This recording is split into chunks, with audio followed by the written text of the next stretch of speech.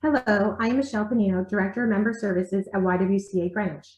I am happy to have you join us for another event designed to empower women and create valuable learning opportunities for our YWCA members and the community. While this event is free, we are grateful for all support of YWCA mission and programs. On behalf of the YWCA, I am very pleased to present to you today part 2 of When Staying Home Alone is No Longer Safe or Practical, the dollars and cents of long-term care. Today, we are focusing on 4 topics. How much will long-term care cost? What are strategies to cover these costs? How to optimize medical insurance coverage? And what to do if you need long-term care but cannot afford it. We have assembled a panel of Fairfield County-based professionals today to lead the discussion. They are here to share their expertise and to answer your questions. We ask that you type your questions into the Q&A, and the panelists will answer as many questions as time allows.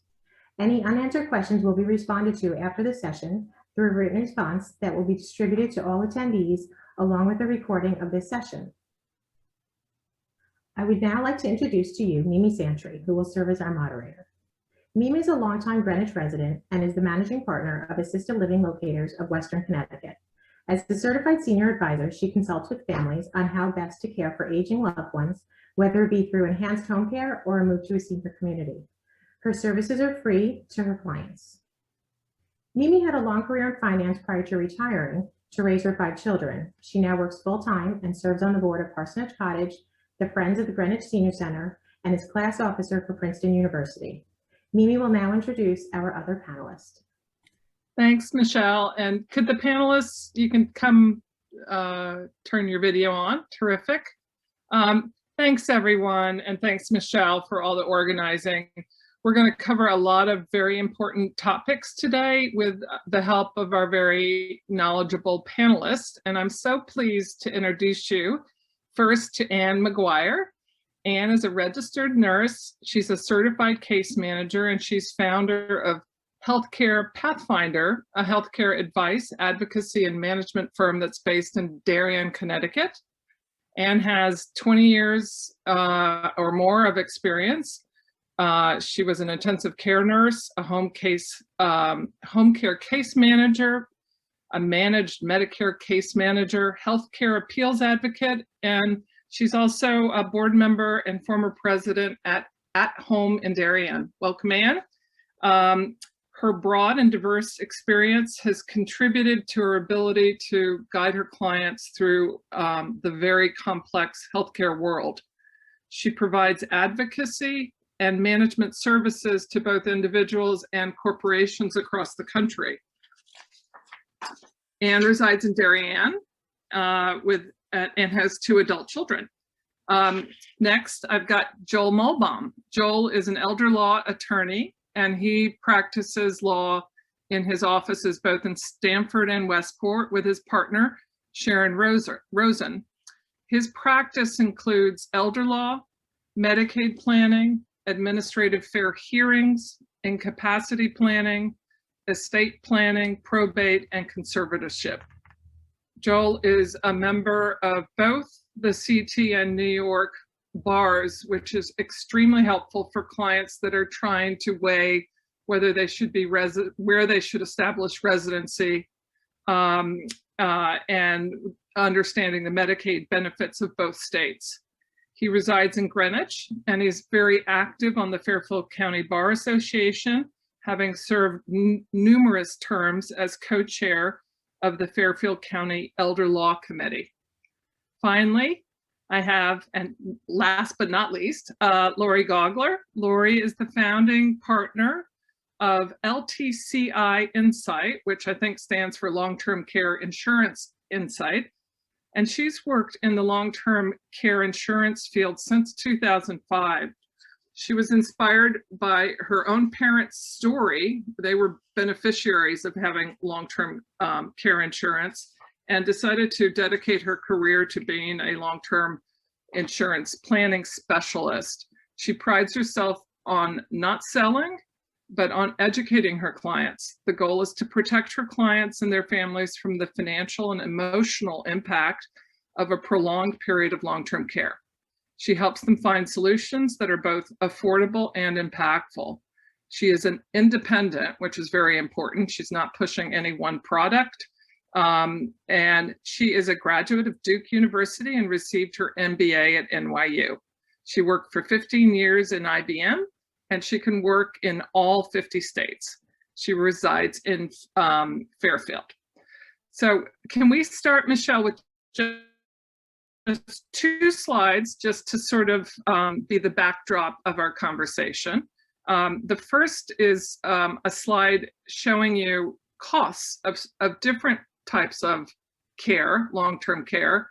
The first being home care, being $27 to $32 an hour, adult daycare, $100 a day, assisted living starting at $4,500, memory care starting at $6,500 a month, and skilled nursing, which can run, you know, $16,000 to $20,000 a month. So those are a quick view of what things can cost. And the next slide, I'm just putting it up there just as a backdrop to our conversation. This is a graphic of where we live, and red is considered the most expensive part of the country to receive long-term care. So you can see we're in the red zone. So moving on, the first question is to Anne McGuire. And Anne, I'm asking you this question because one of the most common misconceptions when people are planning for retirement and long-term care is that Medicare covers everything. Can you talk a little bit about what health insurance covers and what it doesn't? All right. Well, first of all, thank you, Michelle and Mimi, for having me here, for all of us to be here together. It's such an important topic. And actually, just looking at those slides, there weren't assisted living 20, 30 years ago. So it's just perfect timing. So in relation to Medicare and what it covers and doesn't cover, it does not cover everything. I think some people, they turn 65 and they say, oh, great, you know, I get Medicare. It's going to cover everything and it's for free. So that's not true. It used to be fairly free. But as far as answering the question and thinking about Medicare, so you have Medicare, there's original Medicare, and then there's Medicare Advantage plans. So when we think of Medicare, usually people are thinking of Medicare with a supplement and a Part D plan. So that's sort of now what everyone is sort of the package of Medicare. And then the Advantage plan is all of those packaged together. So I could talk about this for 3 days, a week, to really tell you about what Medicare covers and doesn't cover. But for, you know, just in courtesy of Lori and Joel's time, Medicare covers hospitalizations, inpatient and acute rehab. It covers skilled nursing facilities, but there's a limit on that benefit. 100 days is the limit. It doesn't cover it all, and it's not guaranteed. All of the care needs to be medically necessary, and it needs to be approved by, you know, a physician writing the orders. Then there's home care. So this is also covered by Medicare, but it's intermittent skilled care services. Intermittent meaning not all the time, not every day, not all day. And then you've got physicians, outpatient services, you've got durable medical equipment. These benefits are limited. And then you've got prescription drug plans, which is new now since 2006. You didn't have prescription drug plan before. And then you have the Advantage plans that provide some additional benefits that I think sometimes people focus on a little bit too much.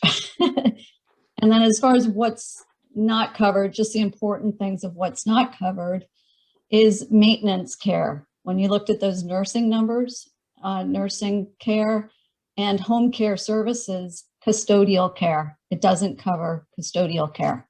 Yeah, and Anne, you know, a lot of times I'll get the question, you know, oh, but it's dementia. You know, shouldn't Medicare be paying for that? And the truth is that if it's activities of daily living, day-to-day activities, it is not covered, correct? Correct, right. Yeah, and the stroke too. You know, with those people who need full-time care. I had that with my father. Yeah, yeah. Okay, following up on that, can you also talk a little bit historically, how has Medicare and other health insurance coverage changed over time? I think there's been a trend where there's maybe less coverage and more falling on individuals privately.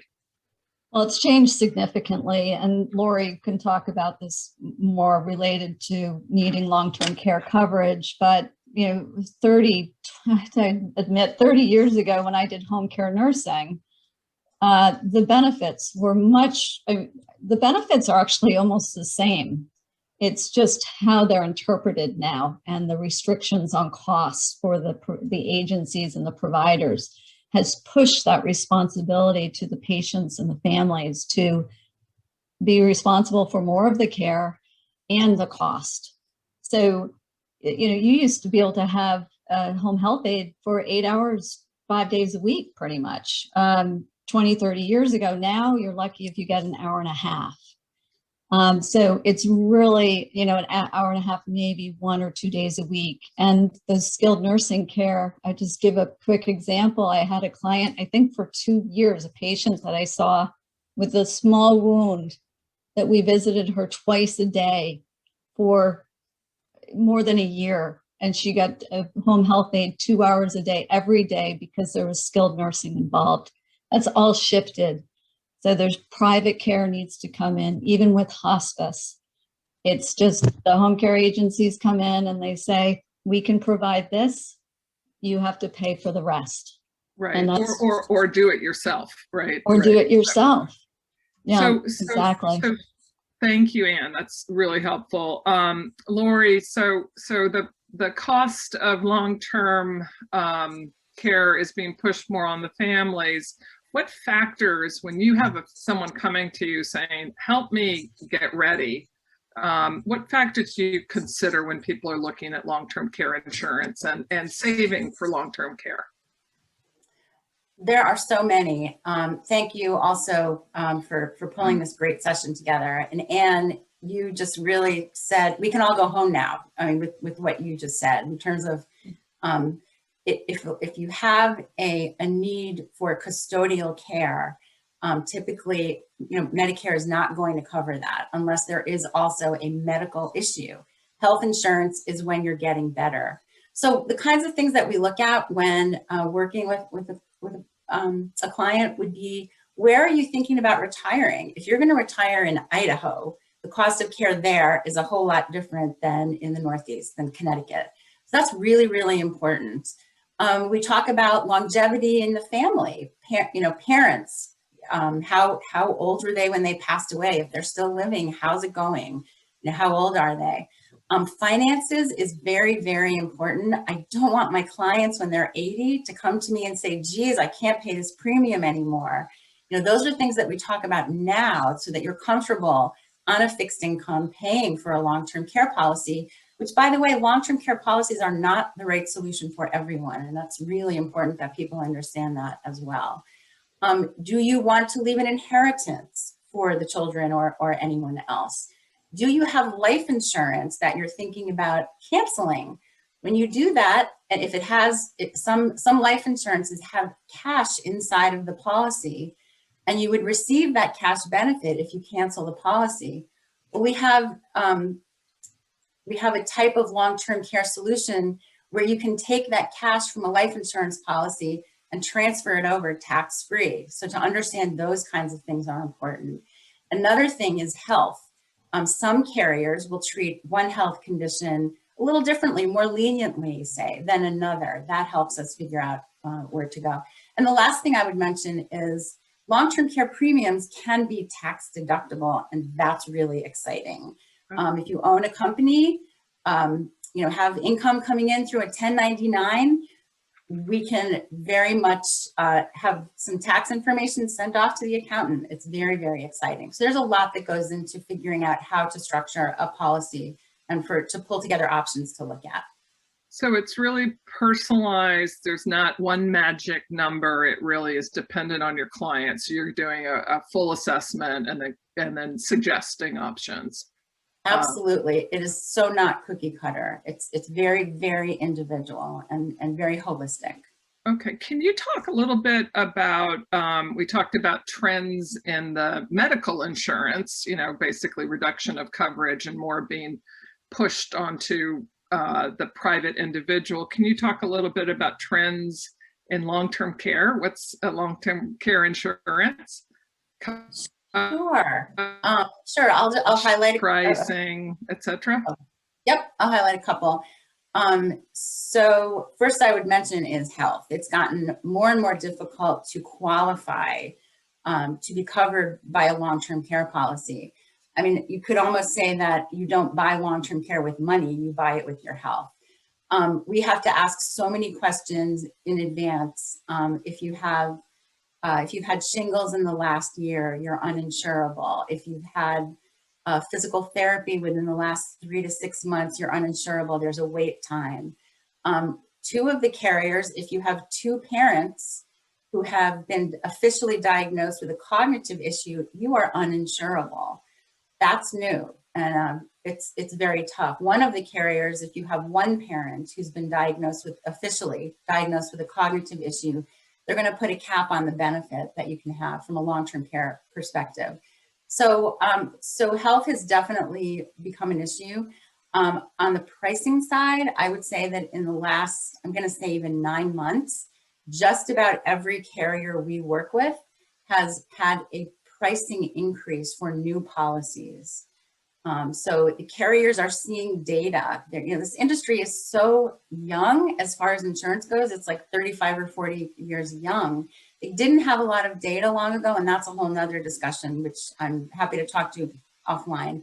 But now they have data, and they're realizing that a lot of factors have contributed to people using their policies with a lot more certainty and for a much longer time. So those two factors alone have really wreaked havoc, and it's a roller coaster ride from my perspective, and it's our job to help clients work through that.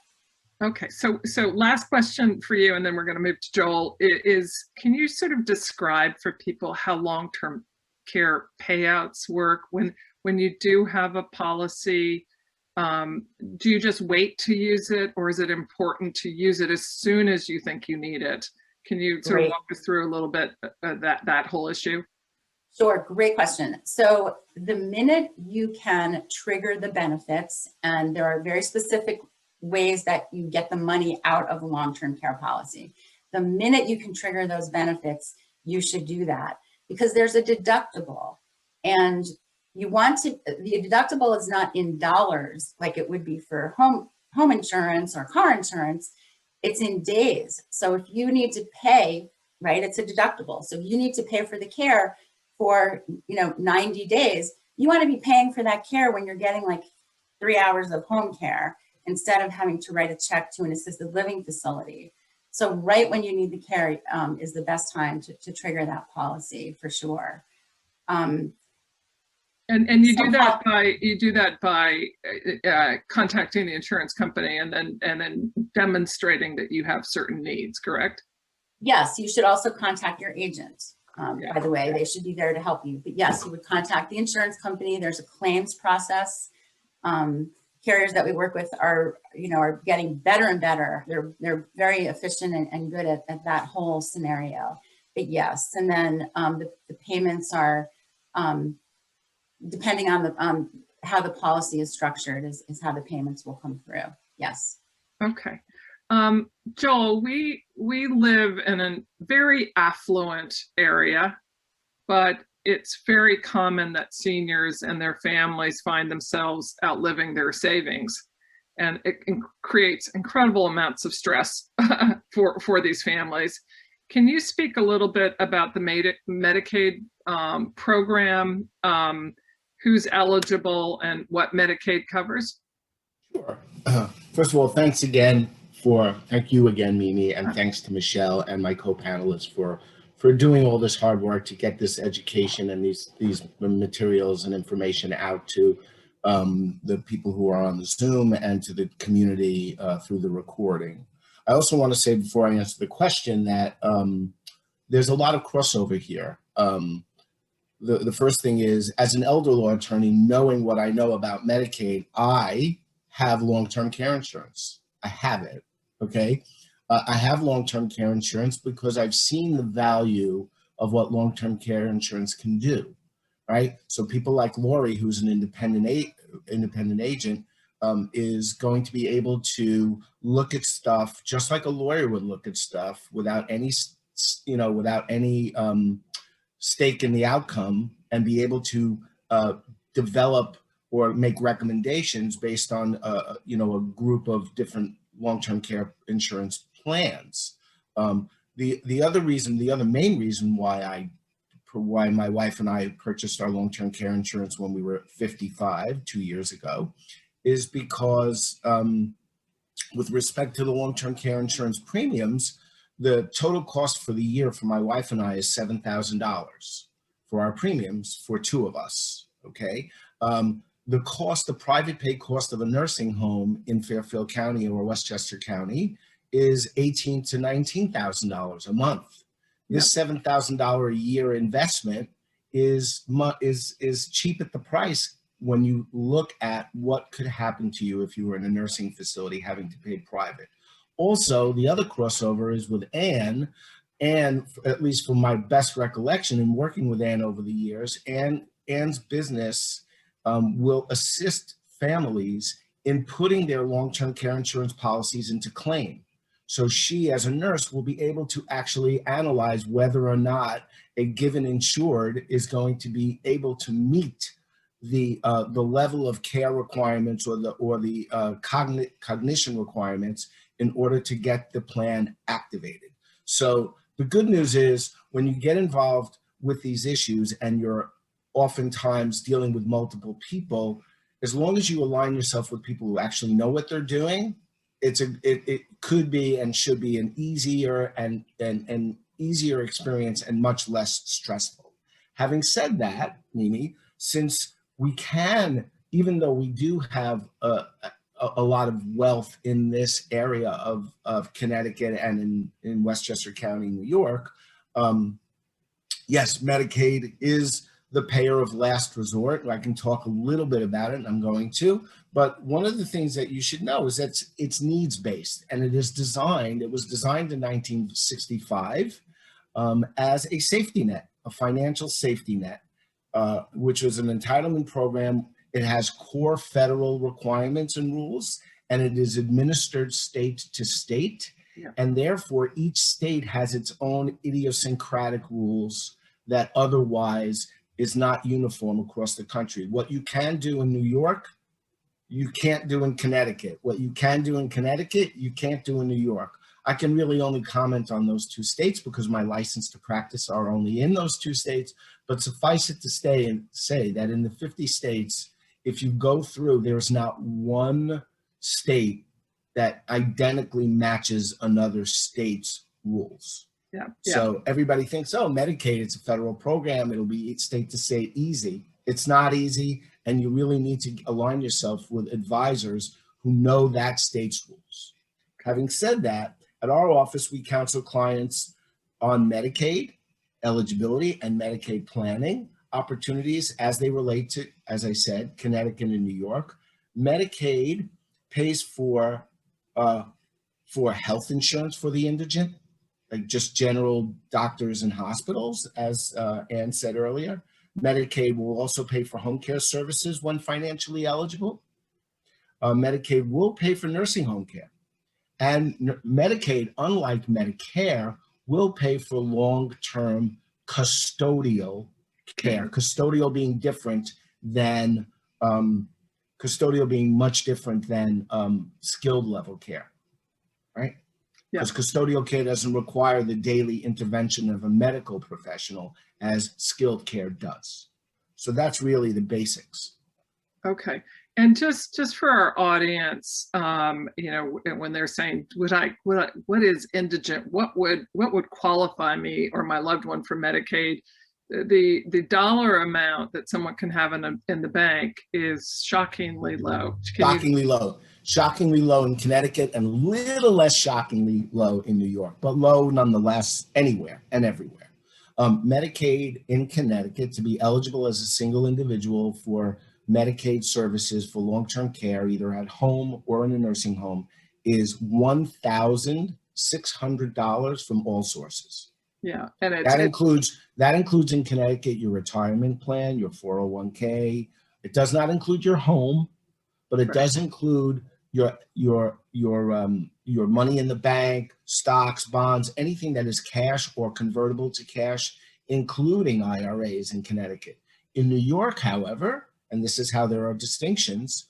In New York, if you are if you're living in New York and you're seeking long-term care in New York, you can, the IRA itself, as long as it's in payout status, if you're receiving required minimum distributions in an IRA or a 401k, the actual account balance is in New York is treated as an exempt resource, whereas in Connecticut it is available resource. The income from the IRA is includable, but the actual account balance is not includable in New York.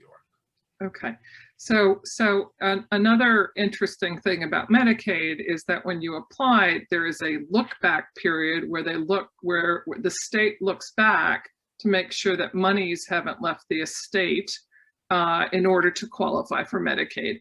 So that brings up the next topic, which is, Joel, if people are sitting there looking at their bank account saying, you know, we're going to be there in a couple years, or we're going to be there possibly in 10 years, when's the right time to come and have an appointment and talk to somebody about planning? And I have a couple thoughts on that too, because of what's available in terms of options.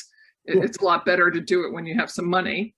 Can you talk a little bit about when is it a good time to go and talk to somebody about this topic? So my mantra is, with respect to Medicaid planning, is it's never too early, and it's never too late. And a lot of people think it's, oh, I have $4 million in my IRA and I'll have more than enough money, and, you know, I have 3 kids. I want to leave stuff for them, but I don't want to, I'm not going to worry about that. I'll put my head in the sand. I'm not going to worry about it because I have a lot of money and I don't have to worry about it. Whereas we also have a situation where we get calls in crisis mode, crisis planning, right? So you have situations where in a crisis, you think, oh God, it's too late for me to do any transfers at this point because of the look back period that you mentioned, the 5 years in which the state has the right to examine the transfer of assets and the finances either of the individual or of the married couple. In that scenario, it sometimes isn't too late, because if, for instance, and I clean up a lot of messes when you deal with these companies that do Medicaid applications on behalf of nursing homes, I do a lot of the cleanup on these when they make mistakes. What I find is, with respect to crisis planning, let's say, for instance, that the person who needs services, who's in a hospital awaiting discharge to a nursing home, has 3 kids, one of whom is receiving Social Security disability for a physical problem that he or she has. Well, you can take all of the assets of that individual, even on the eve of a Medicaid application, and transfer it to an adult disabled child who's either blind or disabled and receives Social Security disability for that situation. So it's never too early to start considering transferring assets in Medicaid planning, and it's never too late to consider them. Having said that, the concern that we have as conservative advisors is we want to make sure that our clients feel comfortable with transferring their assets, because once they're transferred, and there's no reasonable expectation that that client is going to get the money back for a whole bunch of reasons. So what we do is we make very sure that the person in need of our services is the parents and not the children. Right? We want to do what's best for the person seeking the benefits, not necessarily enriching the lives of children. Now, sometimes those align, and that's great, but sometimes they don't. Right. And we're very protective of our seniors. I've seen you actually in action, and I know you're very mindful of the rights of the senior. So that's something that seniors need, the protection. I'm going to jump in and just answer a question that came in that is basically on, you know, if somebody has run out of resources and they are looking for assisted living in the area, memory care in the area that's not skilled facilities, are there many options out there? It is surprisingly hard to find assisted livings, memory care communities, independent communities that will accept what's called a Medicaid waiver. There are almost no options. I'm on the board of Parsonage Cottage, which is a congregate home in Greenwich. They accept a Medicaid waiver, but it is slim pickings out there. What happens is clients that are on Medicaid basically have to go into long-term care in a skilled nursing facility, which is and typically they're wait lists. I was calling for a client today, and Waveney, for example, was a 3-year wait. So I want to impress on people to sort of get ahead of this issue, because if you are going on Medicaid, you also have to be aware that there's a wait list for the better long-term options. And Joel, you touched on the difference state by state. When I'm working with families trying to find options for families that are going to run out of money, say in the next year, I work with other advisors in other states where they can, if I come in with a private pay client, they can go onto Medicaid within 6 months in an assisted living, more a home-like community in New Jersey, for example. So, you know, I'm just trying to tell the audience that getting ahead of this issue, talking to an expert is really going to broaden your options. Do you, Joel, we were talking about Medicaid being a state program. Do you ever advise your clients to consider changing their residency in order to capture better benefits? Well, that's a kind of a loaded question. Okay. All right, and I'll get into it a little bit nuanced. I'll try to, because I know this is being recorded, I'll be as nuanced as I can. I don't mean to put you in hot water. No, Sorry. that's okay. And hopefully my legal training will come shining through. Hopefully, maybe not. We'll see. But one of the things that I will tell you is that as it relates to what you said about assisted living, we always tell our clients that assisted living is a creature of private pay. And in 99% of the cases, that's true.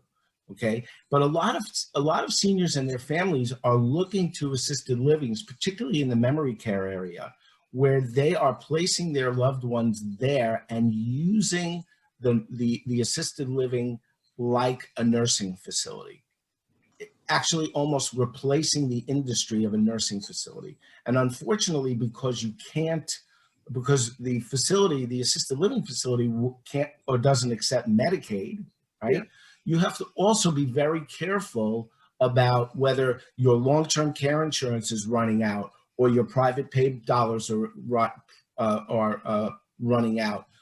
We like to tell our families that when your loved one who's in a memory care unit has $100,000 or less, a little less, $80,000 to $100,000, that's when I want those families to come back to us to discuss the timing of how to easily bridge the move from the long-term care, from the assisted living facility into the long-term care facility. Anecdotally, I will tell you that I had a client who just passed away, sadly. He was 105 years old, went through the Spanish flu, lived through the Spanish flu, got COVID in the nursing home, okay, lived through COVID, and recently passed away of a heart attack in the nursing home at the age of 105, okay? But this gentleman was lucky because years and years ago, I got his wife on Medicaid on Title 19 in Connecticut, and he was living in New York across the street from the nursing facility in Rybrook. And he spent 10 years and spent down all of his assets at the facility in Rybrook. And they were so wonderful because when he ran out of money, rather than kick him out of the facility, they took his income as full payment. Oh, That doesn't happen very often. no. Okay. So that's why we tell our clients when you're down to about 80 to 100 grand, that's when you need to get back in touch with your advisors to try to figure this out and get into the nursing home of your choice, because the financial handwriting is on the wall at that point. Having said that, residency and changes to residency are, in the home care arena, it's easy, because in order to get home care in the state of Connecticut, you have to be living in the state of Connecticut. In order to get home care in the state of New York, you have to be living in the state of New York, okay? Then you have couple situations, and that's where we get into the gray area, where you have an institutionalized spouse and a community spouse. When you have an institutionalized spouse who is in a hospital, let's say at Greenwich Hospital, awaiting discharge, and he or she is given 7 different nursing homes, 2 in Greenwich, 2 in one in Rybrook, one in White Plains, one in Yonkers, wherever it is. They're given a bunch of available nursing facilities post-hospitalization to get their Medicare rehab days up to the 100 days that Ann spoke about earlier. In those situations, there are times where we advise the individual who's the institutionalized spouse and the community spouse to leave the institutionalized spouse in the New York facility if he or she is in the New York facility, because of the fact that New York's Medicaid rules are so much more liberal than in Connecticut. And I can teach an entire course on the differences. And in fact, I have taught an entire course with a colleague of mine through the Bar Association on the differences between New York and Connecticut law. But suffice it to say that in New York, we can get a family on Medicaid inside of 2 months, regardless of how much money is involved. Okay. Okay. That and that in and of itself is really financially liberating, but it takes a lot of machinations and changes to title of all of the assets and then availing yourselves of that state's law. Now, in Westchester County recently, because there's a lot of people on the border who are spilling into Westchester County, either from New Jersey or from Connecticut, right? Because of the fact that Westchester is noticing a lot of spillage from out-of-state residents, they've taken the position that if you've moved into the state of New York for the sole purpose of accessing the Medicaid program for New York, you're not deemed an eligible resident for that purpose. However, there are ways to get around that like anything else, and there are ways to get around it legally, right? Yeah. If you pay privately for 2 or 3 months and then apply and avail yourself of the Medicaid rules in the state of New York, usually that does not present problems, okay? So that's how we advise our clients. Mostly, we do it in a situation where one spouse living in the community and one spouse is living in the facility. Usually it's spousal cases that we do these interstate situations, and then we can do them where the community spouse remains in her home in Stamford and the institutionalized spouse is staying in Westchester. Or if they both decide to sell their home and they both move into New York, then obviously there's enough nexus there where it's not problematic at all. Okay. Thanks, Joel. Lori, Joel talked about, how smart he, that he is a planner and he's happy to be paying these premiums for long-term care insurance. For families where they've got sticker shock and they're like, oh my God, this is a lot of money to pay for long-term care insurance, what would you say? And what are strategies to make it more affordable? Do they have to insure for all their anticipated long-term costs, or can they do a portion? Can you talk about that? Sure. I think really the sticker shock, as Joel pointed out, is the cost of care. That's where the sticker shock is. We see sticker shock sometimes, but depending on the type of solution that we're looking at. But generally speaking, especially for what we call standalone long-term care policies, where that's all it is. There's nothing else in there, just long-term care. People, of last year, people have been saying to me, wow, not as bad as I thought it was going to be, which is great to hear. And also we're trying to get a handle on, what would be affordable, what would give our clients peace of mind. As we structure a policy, there are levers that we can push and pull for the policy components to manage that price a little bit.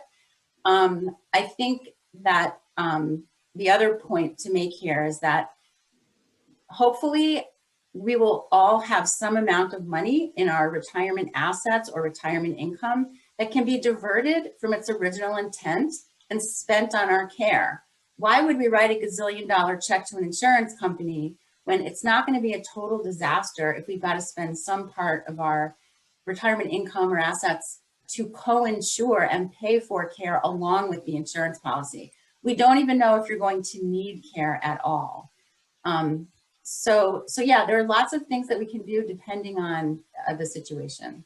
Okay, great. Oh, Joel? Oh, you're muted.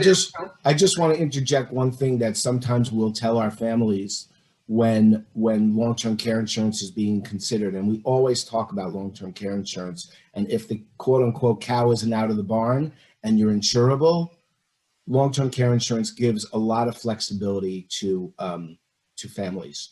But what I would say is that sometimes when we have children who are super wealthy and the parents are of modest means, we talk to the children about sharing in the cost of the premiums. So to buy a Cadillac policy from Lori, where it can cost a husband and a wife $13,000 or $14,000 a year in premiums with a daily benefit amount of $450 a day for each of them, right? And the premiums are that big, they're maybe 15 grand a year, and you have 3 kids, all of whom are doing fabulously well. If each of those kids kicks in $5,000 a year and the parents don't have to spend any of their money on the cost of the premium, that's great, because what it does is it ensures that the parents have their dignity because they've kept their money, they've kept control of their money, which is much more important, and they're insured and covered, and their kids will be happy for the fact that they know that if there's any money left outside of spending money on the cost of care, they'll be able to use that money, get that money after their parents pass. Yeah, peace of mind for everyone and dignity for the senior. And can you talk a little bit about, this is, I know, a huge part of your business, and optimizing health insurance so that you get the most coverage, the best coverage. Because I know that's a big component when seniors are all of a sudden having to pay out of pocket when they didn't anticipate having to pay out of pocket. Right. Well, there's a lot of things. First of all, just following up to Lori and Joel, having a long-term care insurance policy can actually get you into those facilities just by having it.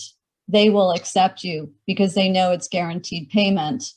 Also with those long-term care policies, because it is guaranteed payment, you can sometimes negotiate on what the daily charge is in a long-term care facility.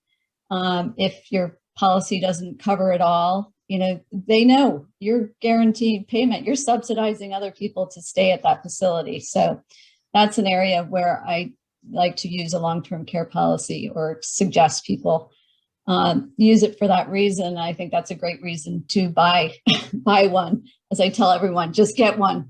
Get one, because Medicare is covering less and less every year. And just think about Social Security, et cetera, the stability of all of it.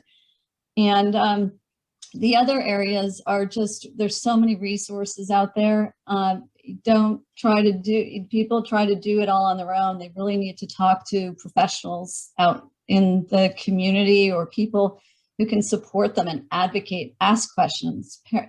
Families often don't challenge enough. You want to respect the doctors, you want to respect the caregivers, but you need to sort of bring up issues. I don't think they're ready to go home. So it's really the advocacy side and really questioning and really pushing. They're not ready to go home. You haven't created a plan. Things of that sort is how you can sort of maximize and really get more out of your benefits. So are you, Anne, are you,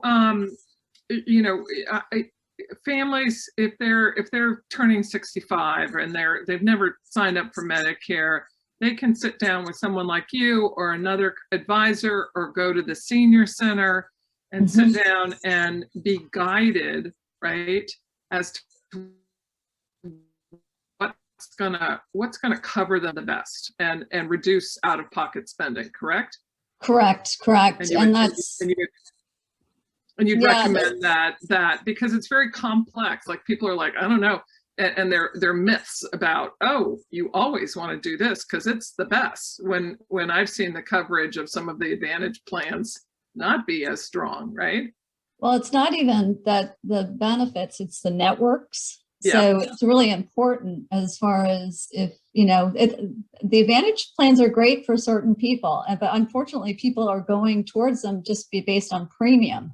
And they're not looking at the whole package. And where we run into problems, it's usually the adult children who end up dealing with the parent that they didn't realize is on this Medicare Advantage plan. And when they have to be discharged to a facility, the facility that they want them to go to is not in network, whether it be locally or they have to move them back to home. And it's just a real pain to be switching from original or from an Advantage plan to an Advantage plan. And I just had a client who was moving from Massachusetts to a facility, an assisted living facility in Norwalk, and they would not cover her Advantage plan in Massachusetts, wouldn't cover for her initial home care services. When she moved to the facility because it was at the end of the month and she hadn't disenrolled. You can't change your coverage until the end of a new month. You can get new coverage the next month. So, we were calling we could have probably really pushed it, but they said, no, we're not going to cover for the home care nurses to come out and you're going to have to pay privately. Wow. Here's Yeah. a question from one of our audience. Does traditional healthcare, which I assume is healthcare insurance, medical insurance, such as United Healthcare, cover assisted living or nursing home costs? No, not if it's custodial. No. Okay. And definitely not for assisted living. No. Yeah. That's So assisted living medical. is. Yeah, it's Yeah. medically necessary, right? It's not just taking care of day-to-day living, it's medically necessary, correct? Yes, it has to be skilled care. And when you're in an assisted living facility, Medicare only pays for services, skilled nursing or home care services, if there's a medical necessity under the regular Medicare guidelines.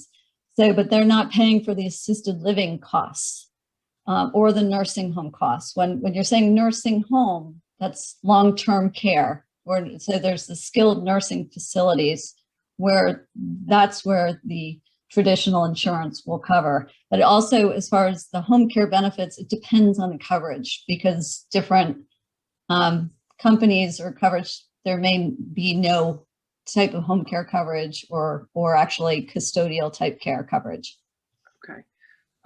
Joel, this is a question, and I don't know if it really falls into the dollars and cents of long-term care, but it's a question that I know lots of families are wrestle with.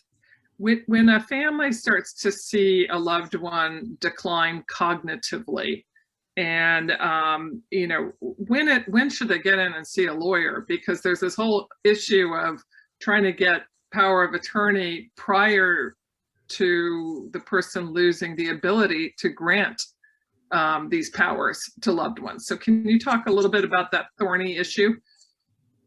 You're muted, Joel. Sure, I'm sorry about that. Yeah, no worries. Better, can you hear me now? Yep. Good. Okay, so when people quote unquote begin to fail, that's the key. You have to get them either before they begin to fail or right when they're beginning to fail. When you notice a loved one is somewhat forgetful, maybe got lost once while driving and reported that to you. Those are the kind of signs where you're seeing a diminution in mental capacity or orientation. So before there's a formal diagnosis of dementia or a diagnosis, some sort of a diagnosis of diminished mental capacity for whatever reason, you want to be able to get these documents done sooner before that, because if you wait until the person lacks capacity, an attorney can't prepare a power of attorney, because as a commissioner of the Superior Court, I am not allowed to certify that the person is competent if in fact he's not competent. Now, in the era of COVID, I can tell you that since we have none of our clients in our office right now, it's been a weird time, right? It's been a weird time for all of us. And in the era of COVID, it's really hard to assess capacity over the phone or even over a Zoom. It's not easy to do. Right. So that's the biggest problem. What we do when we prepare traditional estate planning documents, we strongly recommend that in addition to a will and or a revocable trust that a client wants to do in straight estate planning situations, right? When you're young, like in my clients, the young clients are in their 50s and in their 60s and in their early 70s. Those are my young people, our young people.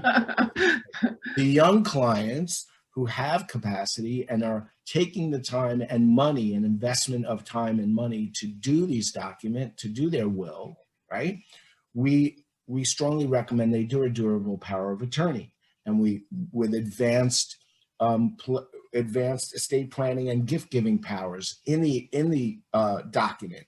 In addition, in Connecticut, we do a living will with the appointment of a healthcare representative and a designation of conservator for future incapacity. Those are the documents that people need living in the state of Connecticut. And while you're competent to do them, you should do them.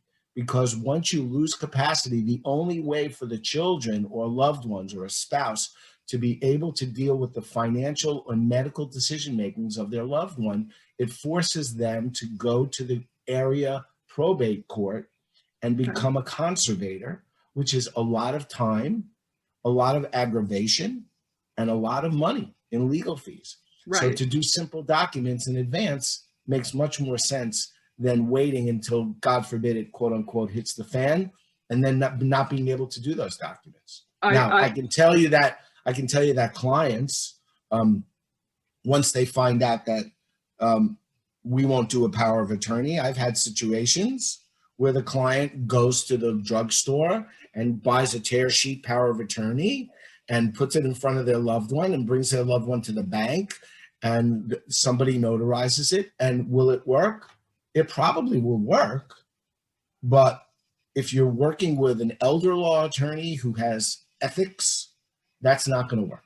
Yeah, and I can speak to sort of real life situations that families should want to avoid. I've had clients that are, in desperate need of secured memory care. They're at risk. They can wander off.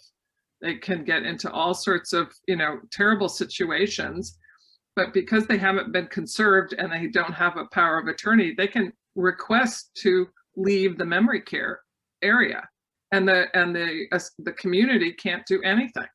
They are completely within their rights to say, let me out, even though they're at risk. So, that's just something for families to think about. The next question is about what are ways that people sitting on this call can economize? And, I'll throw it out to everyone. If people are thinking about how do I economize with respect to my loved one's long-term care, I'll throw out adult day programs are a great way to reduce your costs. They can be subsidized and they're $75 to $100 when home care is, $25 to $35 an hour. So you can see the savings there. Do any of you have ideas of how to economize? Well, sometimes it's really whether you use that long-term care policy versus, it's a tough decision to make, but home versus an assisted living, the cost is significantly different. So I think that's an area as well of paying, if you have you may have to pay extra, but I have, for example, I have a client in New York City, she has long-term care, and she was paying for people to come into her home, but for her to go into the assisted living facility and receive that care, she's going to get a reimbursement for, she needed a lot of care, but she's getting the whole package together. So for her, it's almost more cost effective for her. But these are these rich long-term care benefits, and this is where things have changed, that they have unlimited benefits. The policies we're buying now are 6 years maximum, maybe. Well, I'll jump on there too, because I think a lot of people say to me, oh, communities are expensive. And if you do the math and someone is paying $30 an hour for home care, there is a tipping point when shared care in a community actually is a bargain. So I would urge families to not just presume that communities are going to be more expensive, really do the math with an advisor or on their own, and you might see that shared care actually is beneficial. Okay, Lori. Also decreases stress too on children. Oh, not just not wearing financial. so many hats. I know, and the statistic is the average caregiver is 62 years old and female, and they're probably caring for their parents and their own children. Boomerang kids in the house with Zoom, with COVID. Can I just interrupt for one moment? We have a question coming in from one of our participants. Sure. Is the Connecticut Partnership for Long-Term Care Insurance comparable to private long-term care insurance? That's Lori. Yes, Connecticut Partnership Long-Term Care Policy is a private long-term care policy. It's just it meets certain requirements set forth by the state of Connecticut as far as what makes it be a partnership policy, and the carrier has to be willing to go through quite a process to become a partnership certified policy. Yes, it's the same thing. It doesn't cost more for the very same benefits if it's a non-partnership versus partnership. Okay, thank you. Michelle, I'm happy to keep going. I know it's 2:00 and we're happy to answer any questions, but you're in charge, so you let us know what you want us to do. Yeah, so I don't see any other questions right now coming from the audience. I think you have a couple more questions for our panelists if you want to get through those, and if we have a few questions come in, we can get those done quickly. If not, we can always email the answers to the group with the reporting in the next few days. Okay, yeah, I have 2 prepared questions, and then I think all of us would welcome the audience to reach out, and we can go into detail. We're covering, as somebody told me, one of these questions could take up an entire hour. So we are covering a lot of ground. So don't feel intimidated if you feel like, oh my God, I didn't understand that. Come to one of us and we'll help you.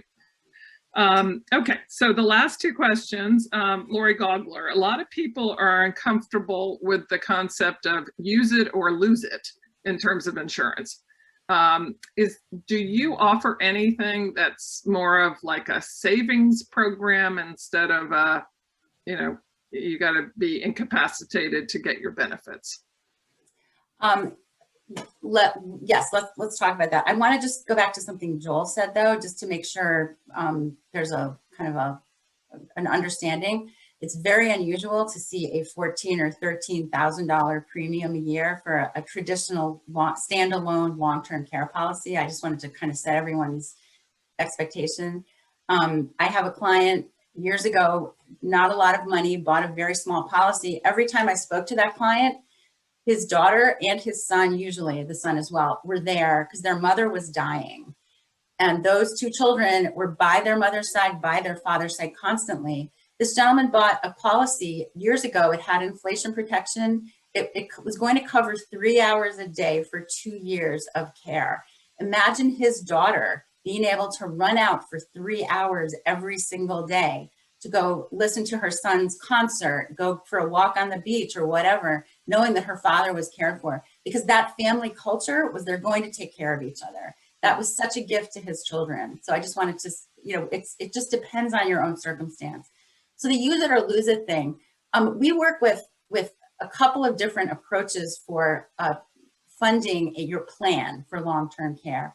One of them is a policy that has under the covers a long-term care policy and a life insurance policy. Okay. If you don't need the long-term care, there is a life insurance benefit for your beneficiaries. It's not a large life insurance benefit.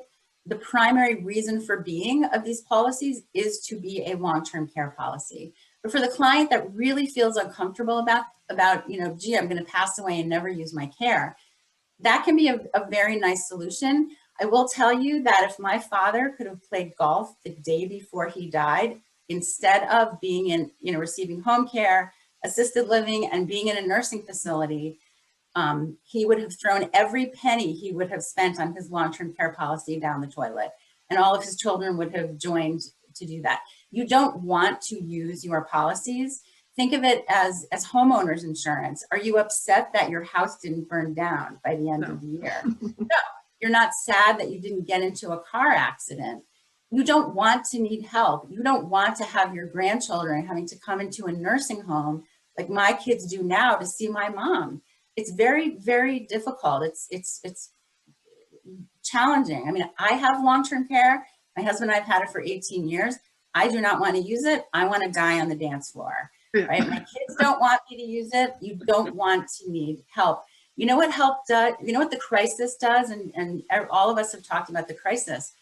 Typically, one child bears the crisis. Not all the kids agree. And my brother and I had our first conflict was that he decided my parents didn't need cable and they moved into assisted living. Well, that was the first one. But you know what? One of the things that we didn't have a conflict about is, should they go to the best place? Because my parents had a long-term care policy. So much of that cost, or part of that cost, was covered by their long-term care. That was not an area of conflict for us, and that's where the rubber meets Such a the road. gift. Yeah, such a gift to families, right? It Because is. money can create real issues. It is. It's not a kumbaya moment for anybody.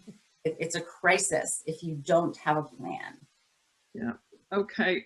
Anne, I'm going to end on you. You and I have worked a few cases together. And, a lot of times the issues that we're dealing with is people being discharged and it seems like it's inappropriate or too early. What can families do? And this is sort of a little bit cost being shifted to the family, right? Someone's going to get discharged before we think they're ready. What can families do about that situation? Well, first of all, it's not having fear of talking to those case managers and tracking them down, and really being aware of what is the plan while they're in the hospital, and figuring out what the plan is along the way, so you're not so surprised. But also, understanding what the benefits are and what the next steps are. Is skilled nursing an option, and asking for those things. I have a perfect example of a client of mine who's in Florida, his daughter's in Seattle, and she's calling me up, and he had horrible burns. And she said they're discharging him to a skilled nursing facility. He was 70 years old, had been walking. He was completely eligible to go to a hospital rehab. But because he didn't have anyone advocating and asking questions, they were just going to do what, I'm sorry to say, but it was an Advantage plan, was sending him to a skilled nursing facility. So it's really talking to people who can help them understand what their benefits are, what coverage they have access to. I think that's really the most, and just really looking at what's going on. They're not ready, asking them medically, telling the doctor. They're saying he's being discharged, he still has a fever. Sometimes the doctors are just signing off because the case managers everyone said that they're ready to go, but they're not. But But unfortunately, what hospitals and facilities are doing now is they're saying, he's not medically necessary. It's not medically necessary. We have to discharge him. You can appeal this. Go through that process, because they'll say, let Medicare decide. And I just did that recently twice with a client in New York City. And they just weren't working hard enough to really take care of this patient. And you work as an advocate. I've seen Anne. We had a mutual client who was going to be discharged, and his condition, which would not allow him to go into an assisted living. Right. Because I think he had I can't remember. Oh, he had sort of two yes, things going on. But two things going on, and that by licensure, the assisted livings could not accept him. And Right. so Anne very, smartly went back and said, this is not safe. He cannot discharge home, and he cannot discharge to an assisted living. He has to stay. And we were successful with that. Right. So I'm gonna wrap up. I think it looks like we've got a question do you think, Lori, this is a question you should follow up directly, or is it something you want to take right now? Do you see it on the chat box? I do. I think probably the best thing is to follow up with me, and I can talk about this with you. Okay, so Rebecca, can you, if you can reach out to the Y, or I think our contact information will be available, because I think this is probably too in-depth for this session. I'm going to thank our wonderful panelists, Joel and Lori. Appreciate you so much. Thank you for sharing your knowledge. Michelle Panino, thank you for organizing us, and I hope our audience will feel free to reach out if we can be of assistance. Thank you, Mimi. Thank you so you, very Michelle. much. I'd just like to take this opportunity to thank Mimi for all of her efforts in pulling this presentation together, and to our panelists for all of this valuable information that you all have shared. Please keep your eyes open for the next few days that I will be sending a recording of this video, along with the direct contact information for each one of our speakers, so that you can bring questions and concerns to their attention directly. We hope that you'll all join us again for future events. Have a great day. Okay. Bye. Michelle, Thank you. bye. Bye, guys. Thank you. Bye-bye. Thank you so much. Bye-bye.